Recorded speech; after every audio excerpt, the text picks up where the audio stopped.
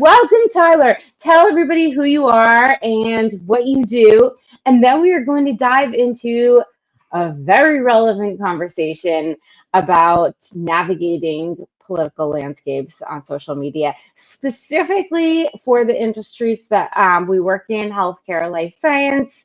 Um, and I think that a lot of what we'll talk about will apply across the board, but Tyler's company works in life science, as you guys know, I do too. So that's really where we wanted to focus. But without further ado, Tyler. Yeah, sure. Hi. Good morning, all. I'm Tyler Pennock. I'm the digital strategy lead at RJ Communications.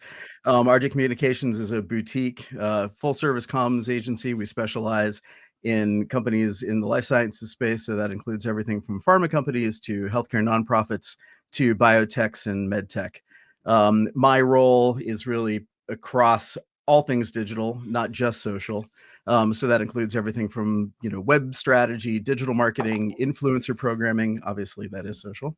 To social strategy, both channel strategy, content strategy, paid media, etc. So after 20 plus years focusing specifically in digital health, I guess I wear and have worn a lot of hats.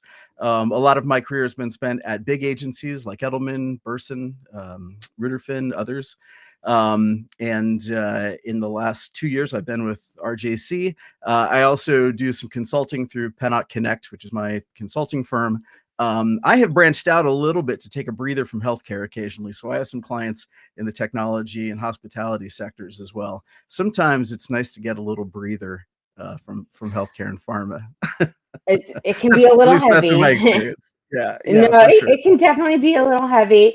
And I think that's why we wanted to come on here and talk about it today. And as I told Tyler and the other guests that I have, that the team and I have a whole schedule for the year of what we're going to talk about here on the show and online.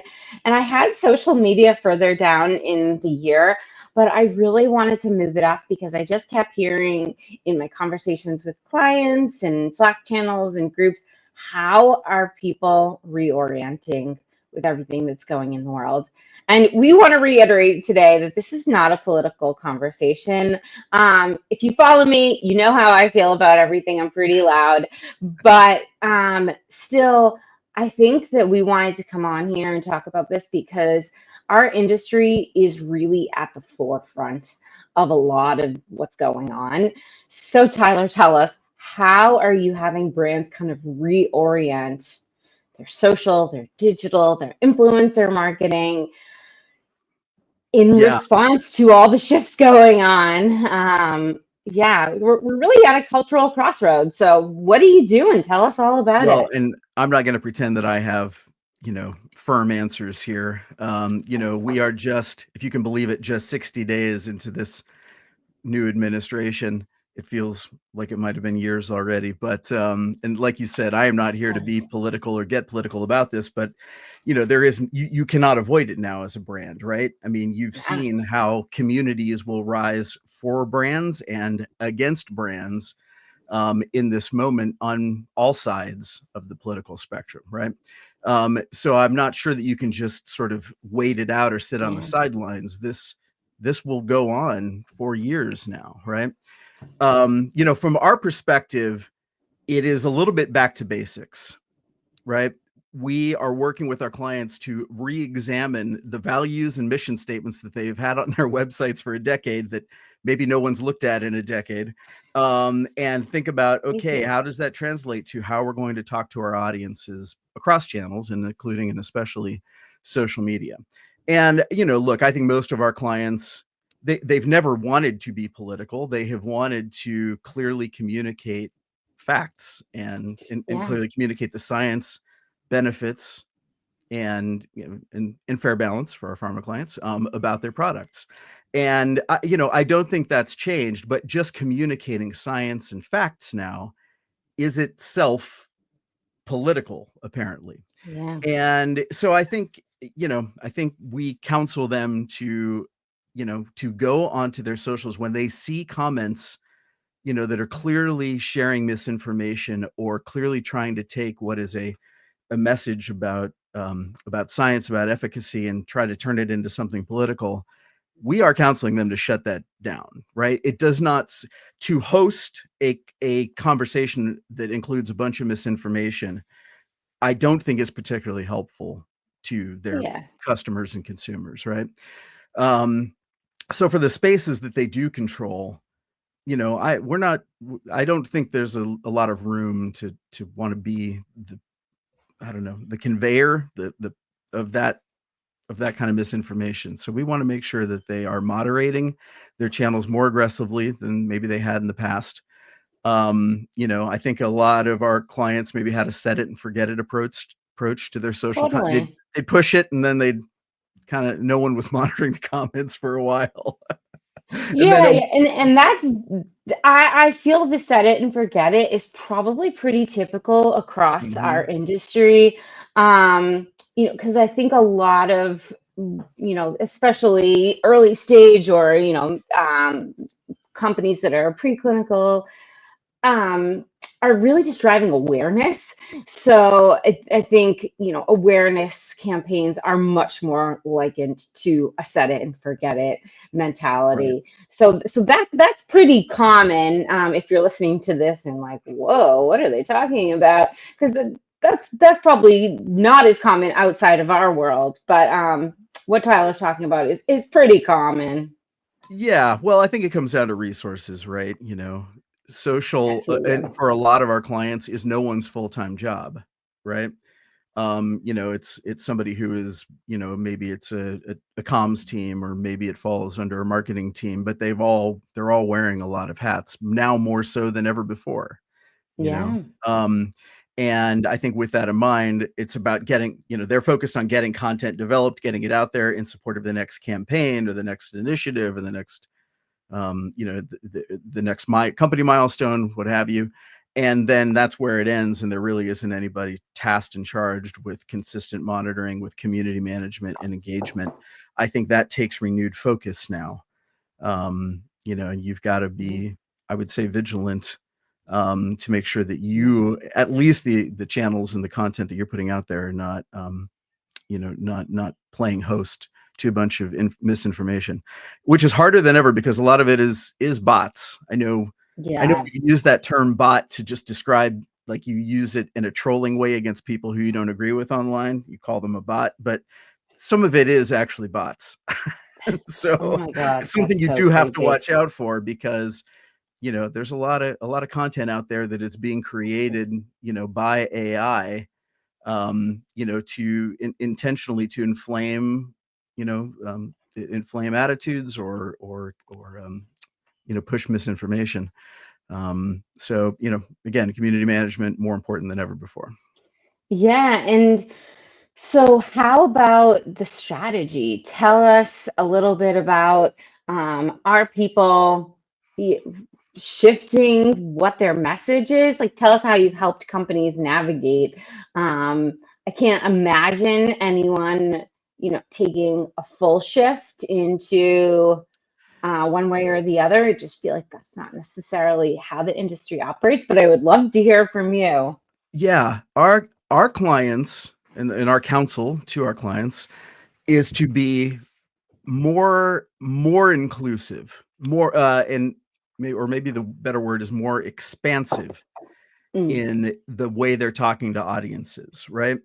Um, we we are not telling them to move away from recognition and programming communications for specific underserved communities, whether those are economically underserved, or socioeconomically or culturally. That cannot be the answer to this right now, but it certainly is to be more expansive, to recognize that there are communities who we would consider of privilege, that themselves are intersectional, right? That are experiencing struggle and strife right now, yeah, right? A lot of that is, I mean, think about, rural, rural America right now. They're faced with, certainly policy decisions that have made life maybe harder, reduced access to healthcare, increasingly disaster prone. These are audiences that perhaps we weren't thinking about from a health in a as much in a healthcare context, that we are now, and maybe they don't fit neatly into a sort of a cultural checkbox. Bucket, yeah. Yeah, but important now, just like they've always been, but important now than ever before. So I think the idea is to be more expansive in the way we're thinking about the audiences that matter to us, not to sort of genericize the message so that it doesn't feel like it's for anyone. Yeah. Social Yeah. media is too easy to ignore. So I mean, you just one more scroll. Yeah, And yeah, definitely. so I think we can't be generic in the way we're communicating. We still have to speak to specific audiences. But, even in this political environment right now, healthcare is universal, right? The challenges that we face, there's deep emotion tied to healthcare. That's what makes working in healthcare marketing, I think, so compelling. Um, Absolutely. but we cannot be generic. We cannot shy away from telling stories of people, people in need, Yeah. just because they seem DEI, which, this It's language crazy. this Yeah, language all that of we've those now things. weaponized, that cannot be the answer, right, to Yeah, effective yeah. communications. We need to tell real stories about real people. Like I said, we are trying to be more inclusive, more expansive in the way we're approaching storytelling, not less in this moment. I I love that. I love that. And I think maybe sometimes the inclination is to, temper back and shy away from leaning into those stories. But truly, if our industry is quote unquote under attack, by shying away, it's not going to help. Basically, that it's not going to move the needle. It's going to only feed into the fire. Right. Yeah, people need to be able to see themselves in our social storytelling, right? They need to be able to see, and the way you do that is by, you know, digging into the humanity, not stepping back from it to be colder or more corporate, Yeah, so which I true. think is what you that's the knee jerk reaction right now. Well, let's just play safe and let's, use very bland language and not let's not show human faces anymore in our social posts. Let's use illustration where we have a different shade of skin tone on every illustration. That's been the theme for for a Oh long gosh, yeah. time. And I think people need to be able to see themselves. I think human storytelling still matters. um and we need to do it in ways that are even more expansive than we were before. That's it. And so tell us, how have you helped companies like navigate like newer tools? We keep hearing about Blue Sky, and I think a lot of people are going over to Substack, which feels a little bit more of like a personal brand. But Yeah. how are you helping people navigate these like newer options, or just maybe different options? That our world doesn't activate too many influencer programs. I mean, sometimes more on the pharma end, but how are you helping people with that? Like, what are the pros and cons of that? Yeah. So we certainly have clients that have started to, let's call it, pilot Blue Sky. And mostly that has not been focused on sort of a direct to consumer social. That has been focused on reaching journalists, reaching some policy and decision makers who've started to show up there, and sort of cross organizational communications with partners, advocacy organizations, things like that, right? Blue Sky has not shown itself yet to be sort of a consumer, a robust consumer social environment. That may change over time. What I will say is that even going to Blue Sky is itself political, right? I was just reading, this is not healthcare, but I was just reading an article about Doritos brand starting a Blue Sky account, and that they are now under attack from the right because the brand has shown up on Blue Sky, right? Oh my So, gosh. even just having an account in this environment, never mind what you've said or what your message was, is itself a political statement, right? And on the other side, maintaining a Twitter account, sorry, X, is itself also now being seen as political, right? Oh, yeah, yeah. I look, and I do not. claim to have answers for this. I think at some level you have to decide who your most important audiences are. You know, understanding your audiences is more important than ever. Understanding who your consumer is, understanding the potential for backlash from certain constituencies, Yeah. you know, is important. But there is no like clean or clear answer to this. You know, Nope.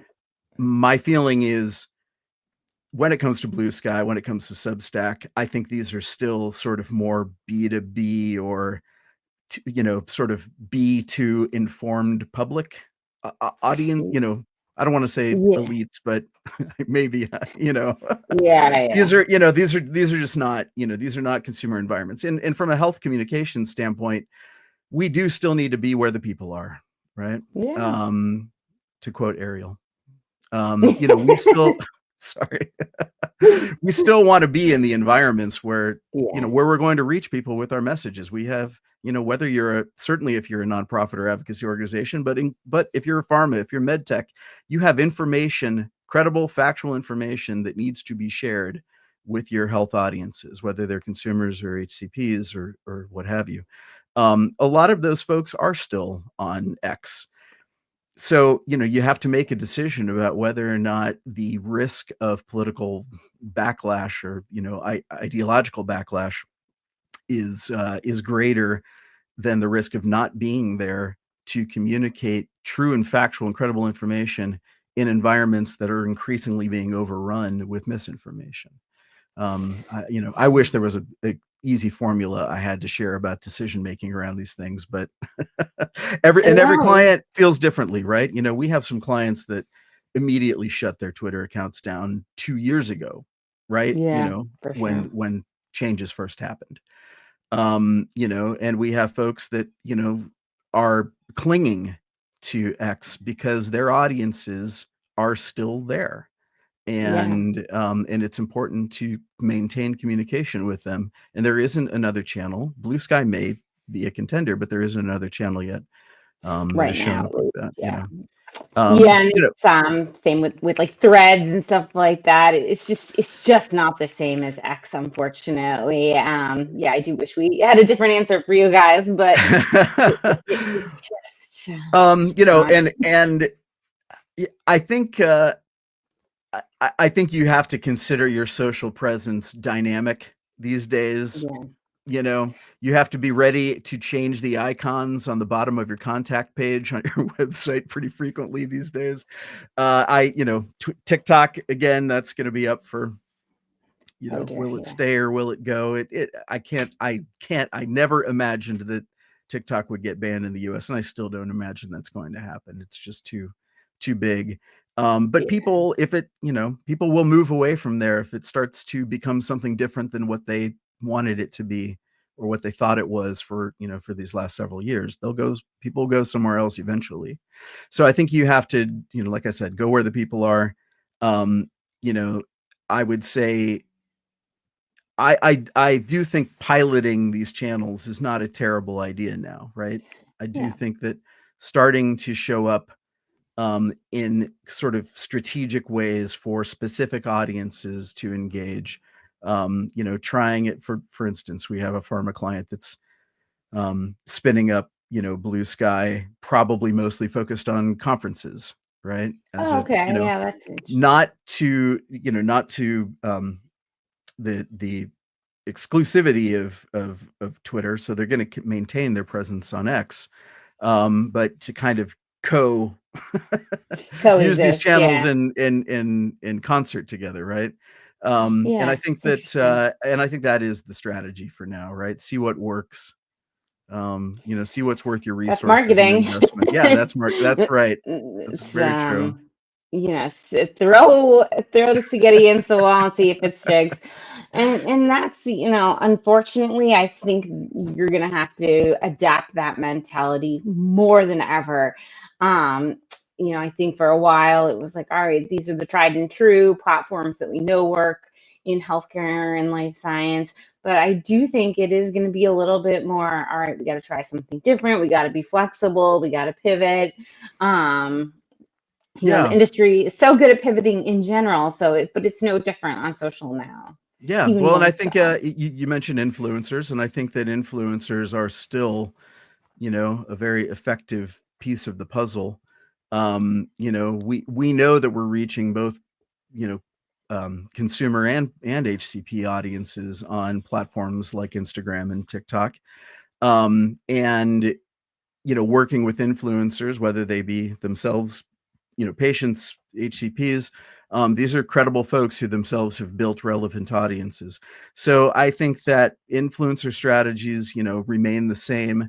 We are probably handling vetting a little bit differently for influencers, right? We're looking, maybe more in a more focused way on, have they been outspoken politically or things like that? Not because that's necessarily a strike against them, but we kind of want to know what we're getting into, I think, with folks Yes, more than yes, maybe more than we did before, where we were just looking at how they've been talking about health or about that specific disease state or what have you. Now I think we are trying to, get a better holistic picture of influencers we're working with. Um, but I think just because influencers have been vocal politically, in whatever way, that is not, I don't think that's a, I don't think that's a deal breaker from my perspective. People are allowed to have their opinions and express them. That's what social media is for. The moment we don't allow people to do that for fear of them never, getting another brand partnership is a dark day for for social media. So, you know, yeah. we want, Then we're only especially when it, feeding into it. right. Yes, I don't want to do that. But there is, there's always risk involved working with influencers. That's always been true. I think we want influencers who, when it comes to the health topics they discuss, are factual, um, credible on that topic. Again, that hasn't changed. Um, but people who are passionate about a topic are going to be passionate about policies and politics that are affecting them, the communities they advocate for. That is to be expected. I don't think that necessarily means, well, that person was very vocal about their, appreciation for or disdain of a particular policy.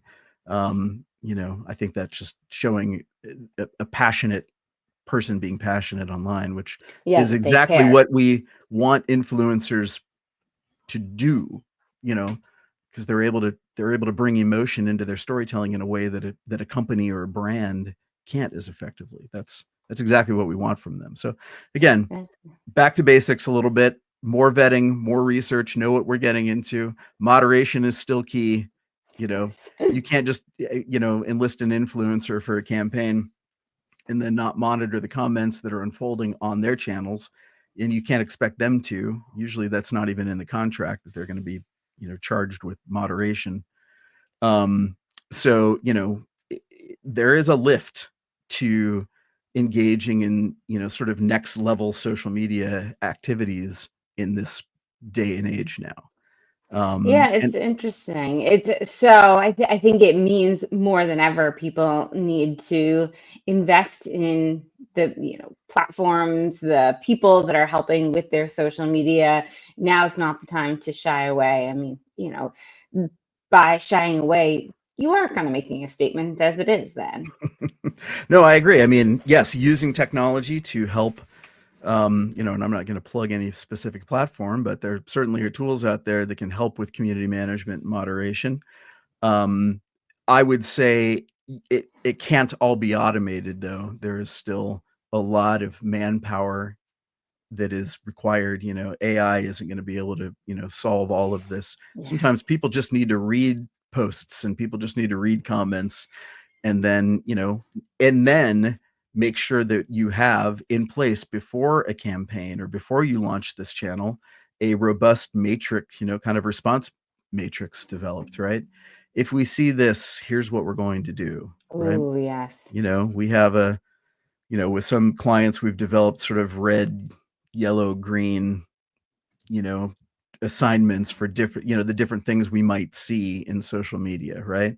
If it's Yeah. green, give them a comment back, give them a like, engage. If it's yellow, that might be something we need to include in a monitoring report, but not necessarily, do something about. If it's red, that's something we need to block or delete immediately, send it up the chain, for a more coordinated, sort of crisis monitoring or potential response. So, those have always been in place, but again, more important than ever now in this environment, I would say. Yeah, and that's a great way to wrap it up because next week we are talking with Lauren Musto, who is a good longtime friend in the industry, and she is going to talk a little bit more about those frameworks, especially for kind of internal channels too. And yeah, what do those frameworks look like? What should be on them? Just kind of diving into everything you're saying even a little bit more because I think. You gotta have that strategy behind you. You can't just wing it. No, No, definitely not anymore.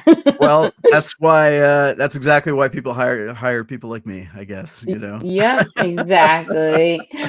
Well, thank you, Tyler, so much. Next week, we're going to continue the conversation, and then we are going to wrap up in 2 weeks, learning kind of from the other side. We have somebody, Liz Carmine's coming on to talk about from kind of the other perspective.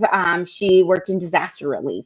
So help us understand what are those, organizations looking for, and I think we can apply that to the advocacy groups that our companies work with too. So that'll be interesting. So I'm just trying to lean into everything that's going on. I love it. Well, thank you, Lauren, Thank and thanks you everybody for watching so this morning. I much. appreciate it. This was awesome. Bye, guys. Bye-bye.